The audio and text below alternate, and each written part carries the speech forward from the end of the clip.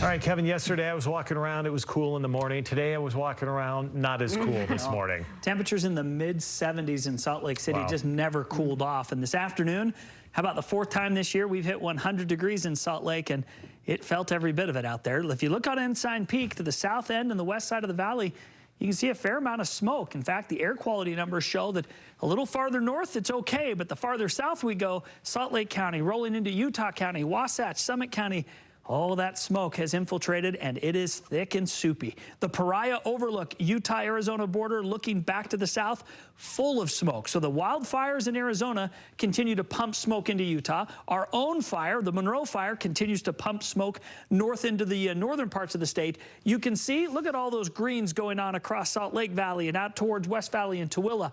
But you get down to Draper, and you go over the mountains to Summit Park and Park City. Unhealthy, moderate conditions to unhealthy conditions in these locations. Heber City's inundated with that smoke. Spanish Fork is inundated with that unhealthy smoke. So what are we talking for the conditions? Well, Bonneville Golf Course, moderate. Park City, moderate right now, but the top end of moderate. Alpine and Orem both have moved into the unhealthy range. If you'd like to see what's going on in your neighborhood, get the free KSL weather app, go to air quality and zoom in. Don't just look at the whole counties and figure out what the conditions might be. Go see what they actually are through that exclusive air quality network. 97 in Salt Lake, 93 in Vernal, 100 in Moab, and 102 in St. George. There are storms to the east of us. There are storms to the north of us. There are storms to the west of us. Not a lot going on here in Utah. We've got some wind, we've got the heat, but the storms are just not coming to visit. We've got a little bit of a block situation setting up with high pressure off to the east, low pressure off to the west. Utah finds ourselves right in the middle of that sandwich. So yes, we get the winds, we get the sun, the heat, the hot weather, the red flag warnings. We'll continue to have high fire danger for the next couple of days, but no major pattern shifts.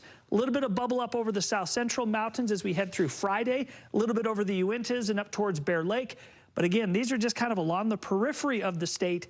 The majority of the population is just going to see some clouds now and again, and some of the wind and smoke. You can see the fires coming out of Arizona, fires in Monroe. What happens with the smoke? Well, wherever that upper level flow goes, it steers the smoke. And right now it's kind of north curling east, which keeps it over central and eastern Utah, out of western, southwestern, and most of northern Utah. And that's going to be the plan through about Friday. As we go to the forecast tomorrow, 90s in Nephi and Manti should be a sunny day. St. George to 103, Moab back above 100 degrees with 80s in Monticello, 90s in Blanding. 7-day forecast, St. George, 102 is average, and we're just kind of right on the end of that. 103 to 104 all the way through the week with some breezy conditions continuing all the way through the weekend.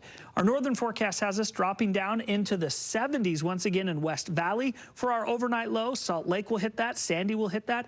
Highs tomorrow won't be as hot. We'll go to 97 in Salt Lake, a couple of degrees off of that 100-degree mark of today. The 7-day forecast has us trending down from 97 to 95, then settling into those 94s through the weekend and into the first of next week. Okay, sounds good. Thank you, Kevin. You're welcome.